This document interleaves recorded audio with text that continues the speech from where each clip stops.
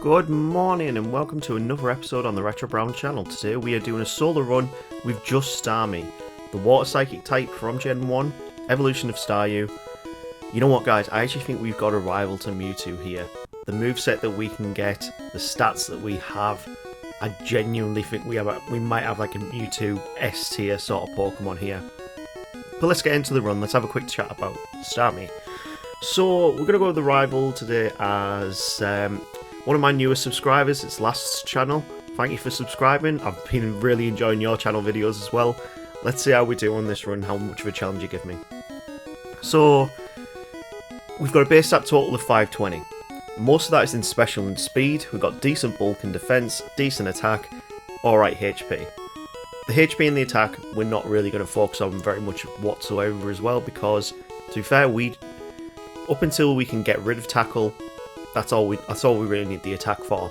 I'm going to go for the name as Star, and we'll get on with the first rival fight battle. So we do start off with tackle, water gun and harden. We're going to give the rival a Bulbasaur, and this is going to cause us the most problems throughout the entire game.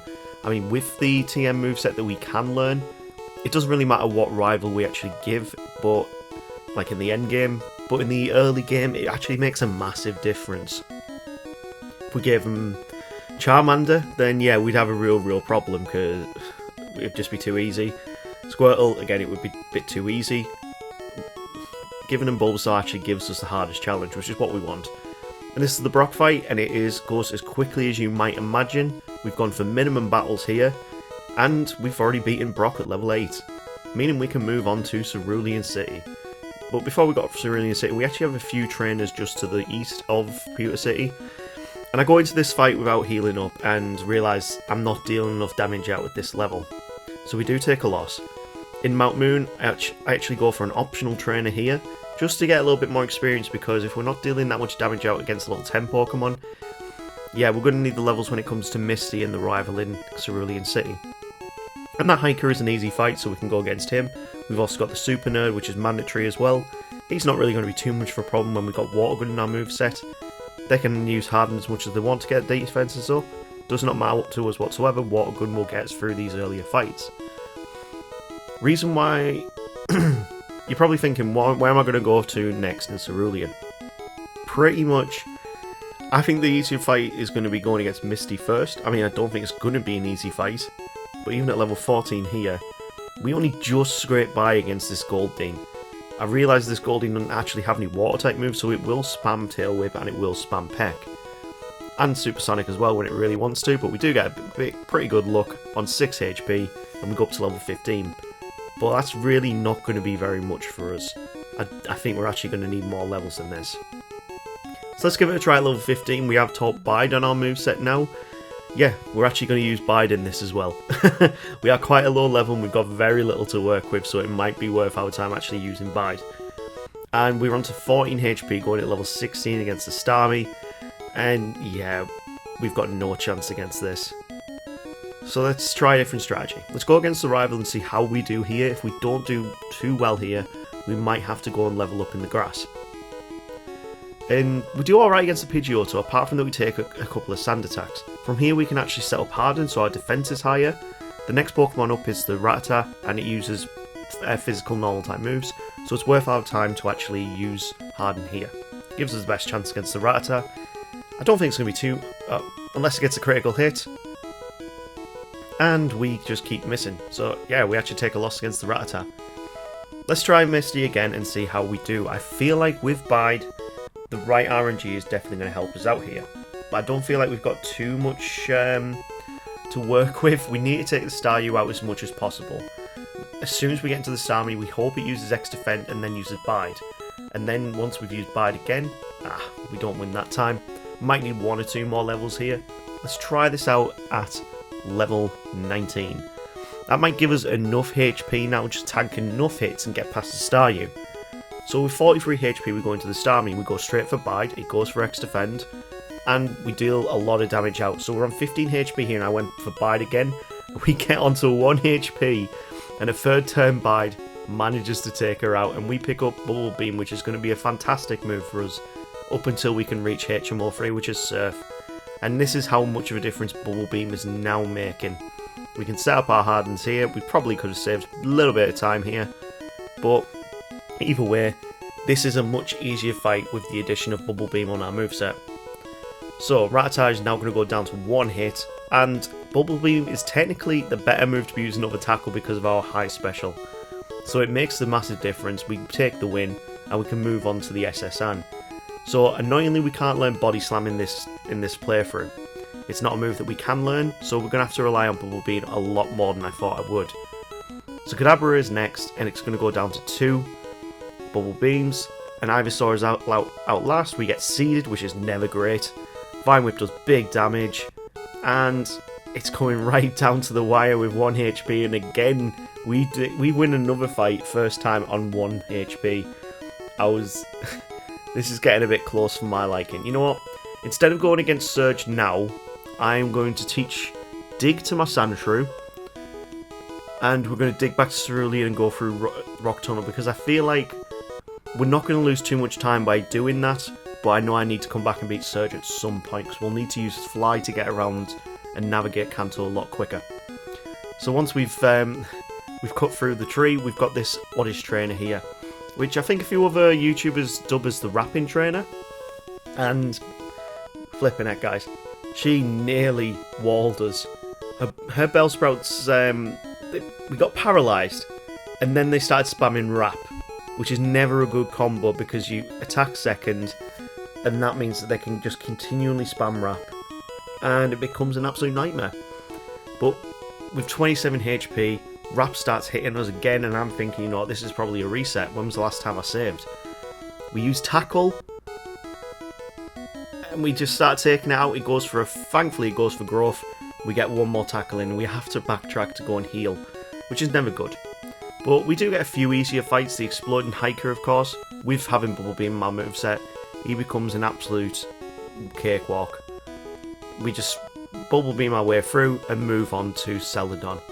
So I am going to go and pick up a few new moves before we really progress anywhere. We're going to go and pick up Ice Beam from the girl on top of Celadon department store, because that is going to be a very good move for us to use.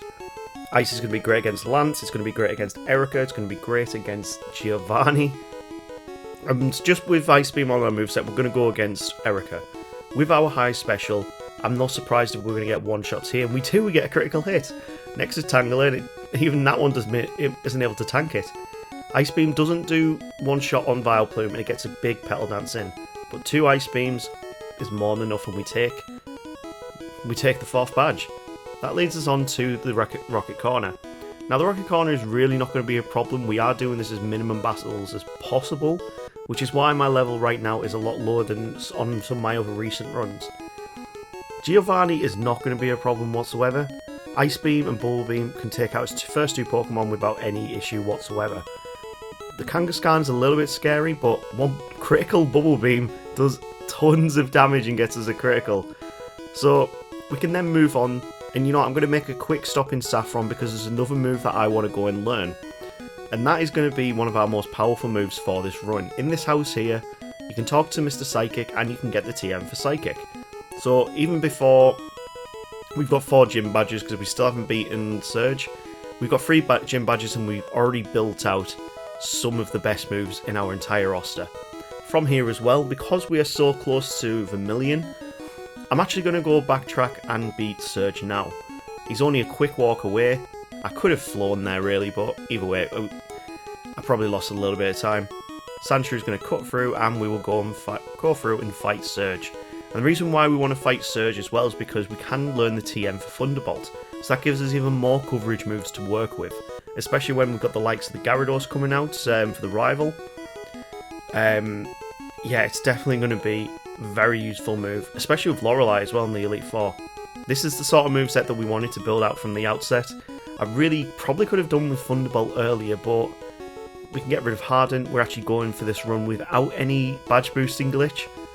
Yep, I said that I will try and do as many of these runs without badge boost glitch, and I'm doing it in this one. This might actually give me a lower time than what I'm thinking, but we'll have to see when we get to the end of the run. So last is in the Lavender Tower. sends out 2 of the Pokemon that have gone down to 1 hit. It's a really good start to it. I'm sorry, last. I've really picked a very powerful Pokemon for you to have a challenge against here. It's not really going to be too much of a challenge from me, in all honesty, this one. So, we've beaten the rival, we move on to Silph Co. And the reason why I've gone to Silph Co first is because technically it is quicker to do this route instead of going over to Fuchsia City first. If you can do Silph Co and then Sabrina, you can go to Fuchsia City, beat Koga, beat the, get Surf out of the Safari Zone, then go to Blaine, then go to... Oh wow, we lost. I wasn't even looking there. Wow, last you've actually get... Well done. Oh, great. Okay, let's try this again. So, looking back at the footage, it was actually bad planning on my part. The Alakazam is technically the biggest problem we have to deal with. And, yeah, we lose a few times. I didn't think that I would actually be losing, so... On the 3rd time, lucky, Ice Beam does bigger damage. We get a Thunderbolt against Gyarados, and we're down to 39 HP. This is not looking too great. Growlithe will go down to Bubble Beam, and we've got to make sure this Alakazam gets frozen. That's the way that we get past Alakazam, is by freezing it. Of course, Venusaur is not going to be too much of a problem. Psychic or Ice Beam, perfect moves to be using against it. So we took a lot of damage and we took a lot of losses to last there, but it was funny. It was genuinely quite funny. This brings us on to Giovanni, and with Psychic on our moveset, we're not going to really struggle whatsoever here. We could use Bubble Beam against the Rhyhorn, but to be fair, Psychic is a fantastic move. It's genuinely... I'd say aside to... It's probably better than Body Slamming, in all honesty. I mean, I love the move Body Slam because it's got the chance to paralyse, but on a Starmie it wouldn't make sense because we've got quite low attack compared to our special. So yeah, for a Starmie, considering we've also got the stab bonus on it with being a Water Psychic type, it's definitely the best move for us to be using. Koga as well is just going to get decimated to Psychic, and we don't have to worry too much whatsoever there. It's a very easy win. So, that is a load of gym badges that we've got. We can now pick up HMO3, which is Surf, and that gives us a chance to go over to Blaine and get the 7th gym badge. When you're outside of the house in the Safari Zone as well, you can use Dig and you can actually get straight back out. So it saves you having to waste those extra 100 odd steps that are still left on your counter. That means we can move over to Cinnabar Mansion. We are going to pick up Blizzard here as well, just in case we need a bit more firepower on the Ice type. Pick up the secret key, and we'll dig our way out and go straight to Blaine. Now, Blaine's gym, you could either fight all the trainers or you could do the quicker option, which is answering all the questions correctly. Considering we've got a very good typing against Blaine, that's what we're going to do. So pretty much the way you go about it, the answers to each one is you go yes, no, no. I'm pretty sure this one is no. The next one is yes. And then the last one, which is, which I love from Gym Leader Matt's channel, he goes, we want to know whether Tombstone Brother is actually the 28th TM. I love that part, every part of your videos, mate. Continue on with it, it makes me laugh. This brings us on to Blaine. And this is going to be complete whitewash. We have only just hit level 40. Arcanine can't do much to us, and we take a very, very easy win. We are a very, very low level here. So that brings us on to the final gym leader, which of course is Giovanni for the last time. But I also forgot that I hadn't beaten Sabrina at this point, so we need to go and beat her first. So let's go through to Sabrina. This is the way you can get through her pretty quickly. I'm showing you a lot of little bits of knowledge you can do to speedrun this. So, against her Kadabra, and we had a big problem against the rivals Alakazam. I would say arguably at this stage of the game, Sabrina's Alakazam is more powerful. Even though it's a little bit lower level than the one that we fight just after Giovanni, I would say this Alakazam is much worse. And it's because here we don't actually have physical moves. If we had physical moves, this probably would be a lot easier. Surf is not one-shotting, Ice Beam is not freezing in this fight. We don't even get one freeze in this fight. And the only other thing I really could do, because all he's going to do is spam Recover, I could have dropped his special by using Psychic. I mean, it's not guaranteed that it will drop the special, but it would actually make the battle a lot easier. Let's try this again though. And honestly, I feel like getting the freeze will be a lot easier to do. So, finally onto the Alakazam. We're going to get the Ice Beam off, and it only takes 2 Ice Beams before we can get the freeze, meaning we take a comfortable victory. I mean, we did use a lot of turns in that fight, so we don't get a lot of... We are going to lose bits and bobs of time because the battles are taking a tiny bit longer. I also jump off the Viridian Gym ledge here, which is annoying because it adds more time onto your run.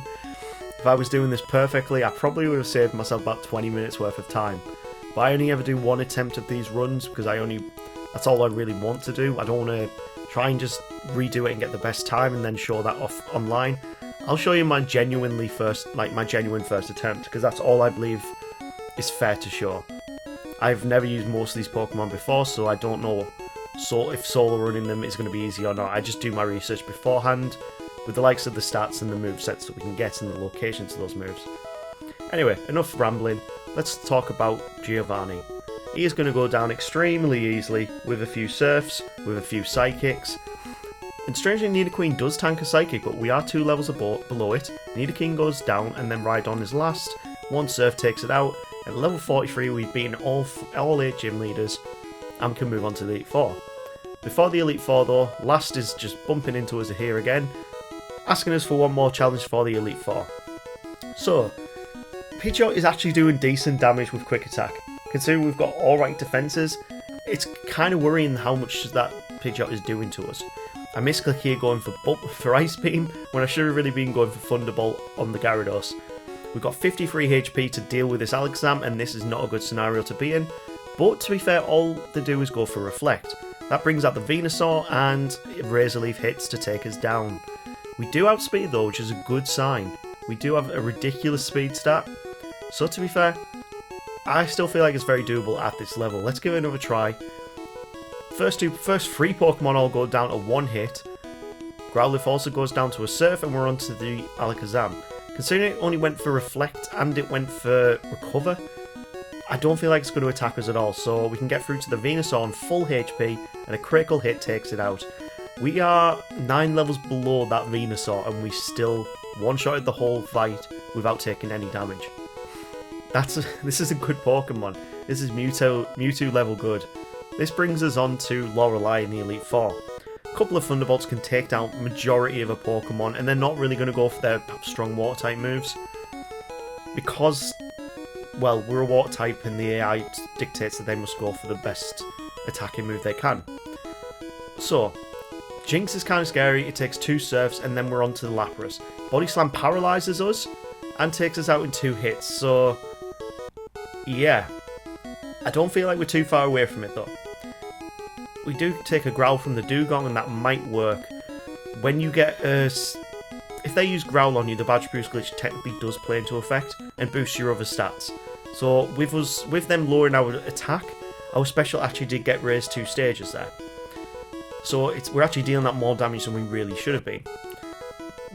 We also take our defense also was increased, meaning we can take more Body Slams and win the fight. This brings us on to Bruno, and with our moveset, I've got no worries in my mind that this is going to be quite an easy fight. That's 1 Pokemon down. 2 Pokemon down. 3 Pokemon down. 4 Pokemon down. And 5. Oh no. We nearly got all 5 of them in one-shot ranges. Did you think I was going to do J-Rose's count impression? Nah, that's his thing. I'll figure out my own one in time. Anyway, this brings us on to Agatha. So, Psychic is a one-shot against Gengar. Perfect scenario. It's not a one-shot against Golbat, which is quite weird, considering Golbat's got worse special than a Haunter does and a Gengar does. Yeah, this is really weird. The damage ranges seem very all over in this fight. But either way, we do get confused, but 2 Psychics will take out the final Gengar, and we take the win. So there's a first-time victory against Agatha, which doesn't happen all too often, really. This brings us on to Lance, and there's only 2 Pokemon I'm scared about in this fight. First is going to be the Gyarados, second is going to be that Aerodactyl. I'm not really too worried about the Dragonairs and the Dragonites. Ice Beam will just take them out with quite relative ease. As long as we can get critical hits, it's a one-shot. Aerodactyl, it does get big damage in with a takedown, but we do take it out with Ice Beam. Last up is Dragonite, and it's 4 times weak to Ice, but still manages to tank an Ice Beam. So, that's kind of worrying. We're level 49 going into the final fight here.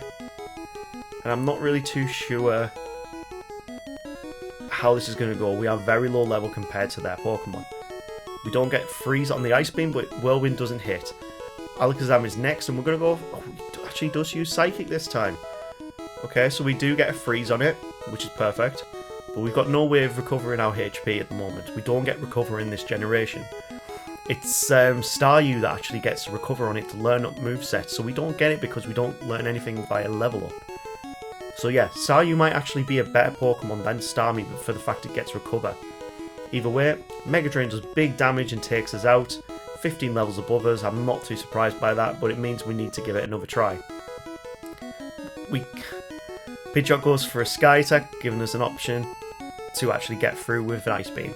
We freeze the Alakazam again, this is the best strategy for it really. And a couple of Surfs takes it down. Rhydon of course will go down to just one Surf. Its special is awful. Thunderbolt will decimate the Gyarados. When we do actually get a lucky Leer there, that might help us out. Surf will one-shot the Arcanine. And last up is Venusaur. So Psychic does big damage, and he goes for a Soul Beam, giving us the opportunity to take another Psychic and become the champion. That was a very quick run, but is this S tier level? I hope it is. Let's have a look at what the timing is. So, we finished this at level 51, which is the same level that Mewtwo managed to finish the game on. We finished at 3 hours 20 minutes. No, it's not an S tier. No, it's literally just outside of S tier. Oh, man. I'm not happy with that. I am genuinely not happy with that. I thought we were doing much better on the timing. Oh, wow, that's really annoyed me. Starmie was doing so well. Oh, man. Right, let's see what's on next week's wheel then. Okay, so it's getting really getting down on the numbers on that wheel. Okay, first up is Mew. If I really wanted anything to rival Mewtwo, it's probably going to be this. What's second? Victory Bell. You know what, the Bellsprout run recently was really fun, and it would fill out that Bellsprout line that we've already done. Last up is Ghastly. Okay, considering Gengar is technically better than the Starmie, I want to see how good a Ghastly is. It could be another S tier Pokemon. If you got to this point in the video, guys, really appreciate it. Please take the time to like, subscribe, share, tell your mum, tell your grandma, all that sort of stuff. And we will see you in the next week, you legends, with a Ghastly run. Take care.